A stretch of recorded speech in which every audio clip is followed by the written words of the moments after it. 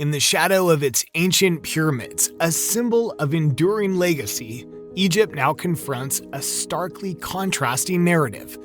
A gripping financial crisis that threatens the stability and future prosperity of this storied land. Once celebrated as a cradle of civilization, where the Nile's fertility spurred millennia of cultural and economic wealth, Egypt today faces an existential challenge. Spiraling debt, a depreciating currency, and escalating inflation rates have converged into a perfect storm, eroding the purchasing power of its citizens and shaking the very foundations of its economy. This crisis is not merely a fluctuation in economic indicators, it's a clarion call for urgent, comprehensive reforms. But is it too late? Have the Egyptians bitten off more than they can chew? Or will Egypt become a failed state?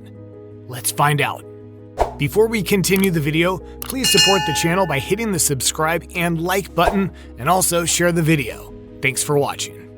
Sitting over 20 miles east of the current capital in Cairo, Egypt, is building a new administrative capital from the ground up. The nearly $58 billion plan includes a miles-long central park, a main business district with a Chinese-built tower, and massive new headquarters for the Egyptian Ministry of Defense known as the Octagon. But some say it's a city for 6 million people, and I don't think there are 6 million people that can actually afford this city. After borrowing tens of billions of dollars, Egypt is facing an economic crisis, and given the country's historic role as a mediator between Israel and US-designated terrorist group Hamas, governments from around the world are looking to Egypt, with some having floated the idea of financial aid in return for accepting Palestinian refugees. Here's what this new desert city reveals about Egypt's plans for the future and the debt it's racking up to get there. The central goal behind this administrative capital is shifting the government's power away from Cairo, the country's current capital, where ancient buildings are crumbling, traffic is congested, and residents are densely packed. 95% of the population, which is over 100 million, live in Cairo. Within that area, there's a significant wealth gap, and in turn, a history of revolt against the government. In 2011, protests erupted in Cairo's Tahrir Square. A revolution soon followed that led to the downfall of Egypt's then-president Hosni Mubarak. A coup, President Abdel Fattah el-Sisi, a former general, came to power in a military coup 2 years later. Looking to cement his legacy among the pharaohs of the land, Sisi officially announced a new mega project in 2015. The project was a new massive government capital city located just 30 miles away from the old capital of Cairo. The new city was sold to the public under the objective that this will decongest Cairo, produce new working opportunities. But political analysts say going to the desert allows him to create this distance between him and the urban centers so that in case there is a revolt somewhere, he can repress it without it being effective in blocking him. And despite Sisi's continued insistence that the Egyptian state won't pay a penny for the new capital, a project on Middle East Democracy report says that most of what has been spent so far has come from public funds. After a partnership with the United Arab Emirates fell through over financial disagreements, Egypt's military stepped in to help finance the new administrative capital.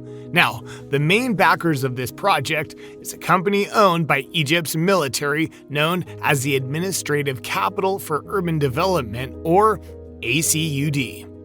The military, especially since 2013, has penetrated the state and the political system. Political analysts say that this involvement allows the military to benefit financially from the proceeds of land sales, as well as cuts from the contracts.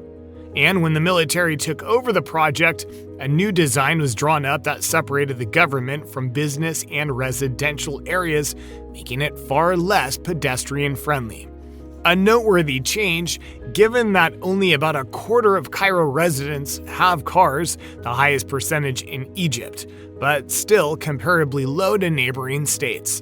And the project has quickly racked up additional criticism over a growing budget, just as President Sisi comes up for re-election in December, and Egypt steps up as a key player in mediating relations between Israel and Hamas. In 2015, Egyptian state media reported that the new capital will cost a total of $45 billion, but reports today say the cost of Phase 1 is more to the tune of $58 billion. And experts say that the cost for the new capital are constantly changing. The Egyptians' backup plan was to borrow their way into a new capital city. Of course, that came crashing down when the Russians invaded Ukraine. Because it had sourced the majority of its wheat imports from Russia and Ukraine, Egypt was hit especially hard by the war. The war in Ukraine has pushed up the price of building by about 10 to 15%, impacting the capital. And this isn't Sisi's first big budget endeavor. In 2015, he ordered an $8.5 billion expansion of the Suez Canal. The 120-mile canal accounts for some 12% of global trade. But a revenue boom hasn't materialized as the government imagined. The canal's all-time high revenue of $9.4 billion is still $3.6 billion away from the government's projection for this year. All this points to a central problem. Economists say Egypt can't afford this new capital, and the majority of its residents can't either. For Sisi's capital plan to pay off, it needs millions of people to actually move there. But over the past year, amid double-digit inflation, the Egyptian currency has depreciated by about 50%. Parliament is now said to be moving into the new complex by the end of October, and other government buildings are also set to relocate. But employees don't expect to be able to afford apartments in the area since the cost of an apartment starts at around $80,000. In 2020, the average household income in an urban community was just over $2,600. It's clearly a city for the rich. For the project to be fully realized, it needs buy-in from more groups, including foreign embassies. However, U.S. foreign diplomats have said their embassies would need to see the Egyptian government ministries locate there first before considering moving the U.S. embassy to the new capital. Each year since 1979, the U.S. has given Egypt about $1.3 billion in U.S. military aid. But in September this year, the U.S. said it plans to pull some $85 million of its conditional aid to the country over Egypt's failure to make progress on human rights. Political analysts say some of this emphasis on human rights could take a back seat. Because right now, Egypt is playing a unique role. The country is mediating conflicts between Israel and U.S.-designated terrorist group Hamas, while also helping squeeze Hamas out of the Gaza Strip with a blockade on goods and travel. All the while, Egypt is facing pressure to open its border and host refugees crossing to escape an Israeli bombing campaign. But this pressure comes amid its economic challenges. The country has sought financial lifelines from the UAE, Saudi Arabia, Kuwait, and Qatar, as well as from the DC-based International Monetary Fund. Now officials say Gulf states, which had initially resisted providing cash to Egypt, have floated the idea of giving Egypt financial aid in return for accepting Palestinian refugees. In the meantime, the company behind the new capital, the ACUD, is eyeing an IPO in the first half of 2024.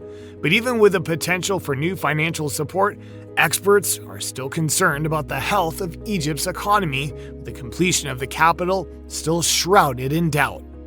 Now it's time to share your thoughts. Do you think Egypt will fail? Are you surprised that Egypt needs help considering the new president got elected by staging a coup?